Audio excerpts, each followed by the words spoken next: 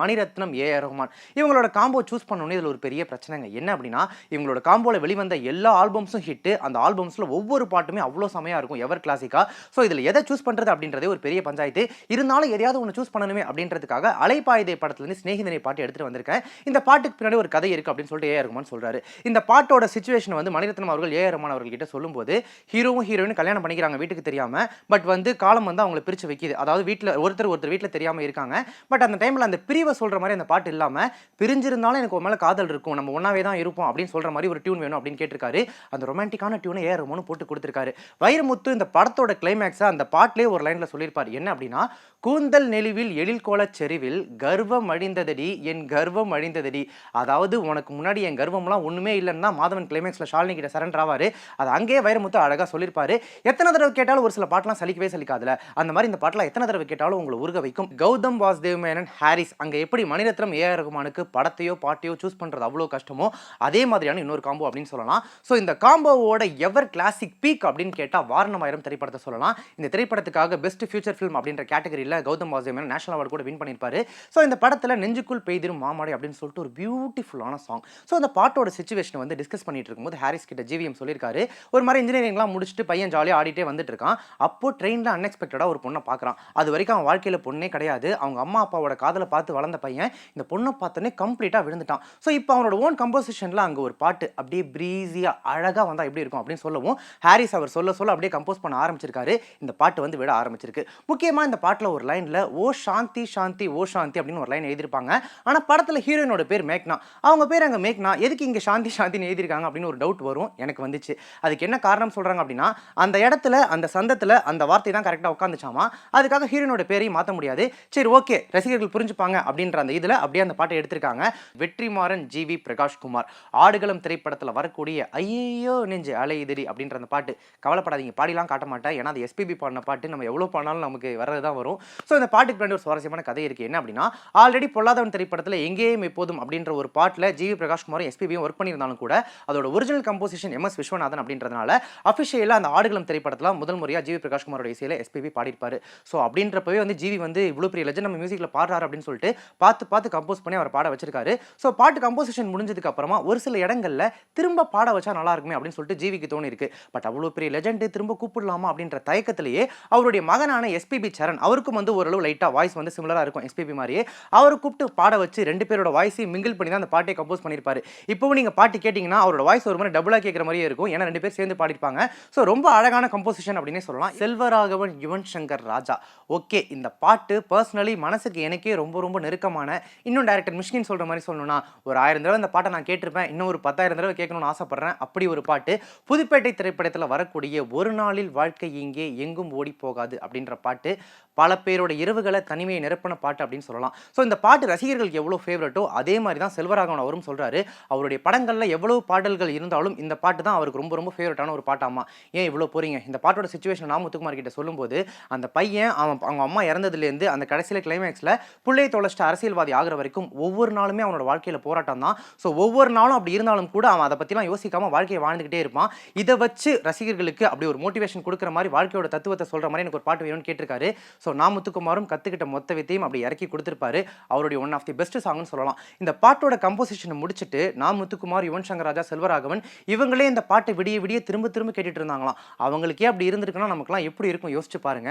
அதுவும் முக்கியமா, எத்தனை கோடி கண்ணீர் மண் மீது விழுந்திருக்கும், அத்தனை கண்ட பின்னும் பூமி இன்னும் பூ பூக்கும். என்ன மாதிரியான நம்பிக்கை தரக்கூடிய வரிகளில் கேட்டாங்க அப்படின்னா கண்டிப்பாக எவ்வளோ கஷ்டத்தில் இருந்தாலும் வெளில வந்துருவாங்க. அவ்வளோ அழகான பாட்டு. ஷங்கர், ஏ.ஆர். ரஹ்மான் இவங்களுடைய காம்போல வெளிவந்த முதல்வன் திரைப்படத்தில் இருக்கக்கூடிய குறுக்கு சிறுத்தவளை அப்படின்ற அந்த பாட்டு தான் நம்ம பார்க்க போகிறோம். முதல்ல இந்த முதல்வன் திரைப்படம் உருவானதுக்கு பின்னாடி ஒரு சுவாரஸ்யமான கதை இருக்குது. என்ன அப்படின்னா, இந்தியன் திரைப்படத்தை கமல் சாரை வச்சு முடிச்சுட்டு அடுத்ததாக சூப்பர் ஸ்டார் ரஜினிகாந்த் டைரக்ட் பண்ணுற எண்ணத்தில் ஷங்கர் அவர்கள் அவருக்காகவே எக்ஸ்க்ளூசிவாக எழுதின ஸ்டோரி தான் இந்த முதல்வன் திரைப்படத்தோட கதை. ஸோ இது வந்து சூப்பர் ஸ்டார் ரஜினிகாந்த் கேட்டுட்டு அவருக்குமே கதையெல்லாம் பிடிச்சிருந்தாலும் கூட அவரால் சில பல காரணங்களால் அந்த படத்தை பண்ண முடியல. அடுத்ததா விஜய், அஜித்னு அவங்களுக்குலாம் கூட போயிருக்கு. அவங்களாலையும் கால்ஷீட் பிரச்சனையால பண்ண முடியாததுனால கடைசியா அர்ஜுன் பண்ணியிருப்பாரு.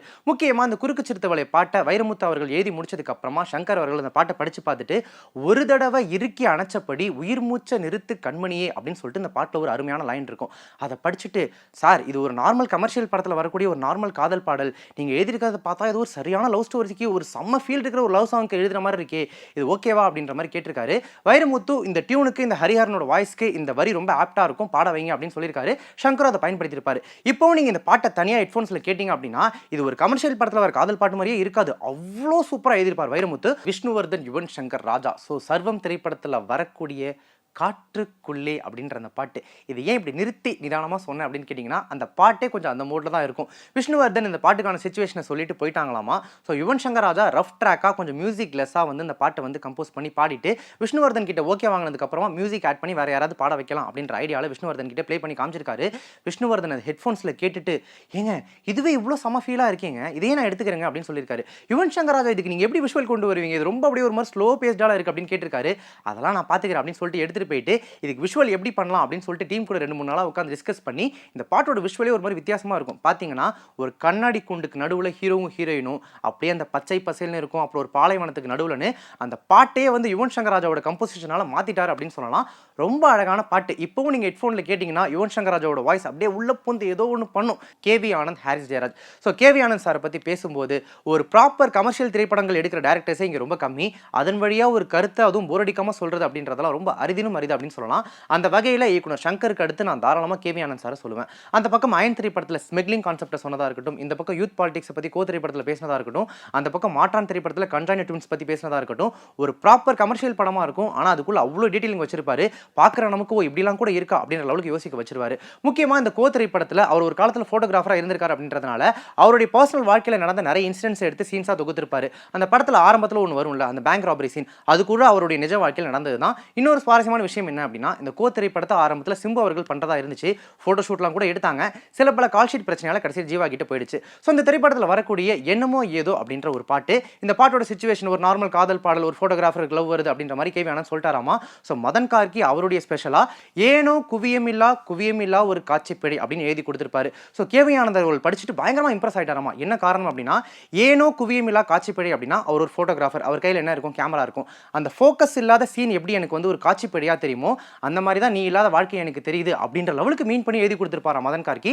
ஸோ கேவி ஆனந்த் சார் படிச்சுட்டு நான் கூட இதை சொல்லலை, நீங்களாவே கொடுத்துருக்கீங்க, நான் பயங்கரமா இம்ப்ரெஸ் ஆயிட்டேன் அப்படின்ற லெவலுக்கு சூப்பராக அந்த பாட்டு வந்து கம்போஸ் பண்ணியிருப்பாங்க.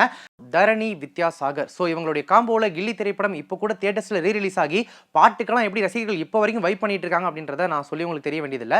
ஸோ இவங்களுடைய காம்போவில் நம்ம பார்க்க போகிற திரைப்படம் தூள் திரைப்படத்தில் வரக்கூடிய அந்த ஆசை ஆசை இப்பொழுது அப்படின்ற அந்த பாட்டு. தூள் திரைப்படம் ஆரம்பத்தில் விஜய் அவர்களுக்காக எழுதப்பட்ட கதையாமா.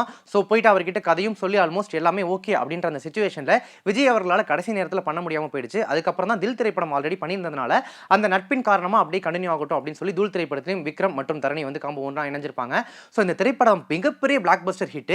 அதை பார்த்துட்டு தான் விஜய் போயிட்டு தரணி அவர்கள்கிட்ட கண்டிப்பாக நம்ம இப்போ சேர்ந்து ஒரு படம் பண்ணியே ஆகணும் அப்படின்னு சொல்லி அப்புறம் தான் வந்து கில்லி படமே ஸ்டார்ட் ஆச்சு. ஸோ இந்த திரைப்படத்தில் வித்யாசாகர் ஆல்ரெடி வந்து அந்த டைமில் பீக்கில் இருந்தார், அழகழகான பாடல்கள் கொடுத்துட்டு இருந்தாரு.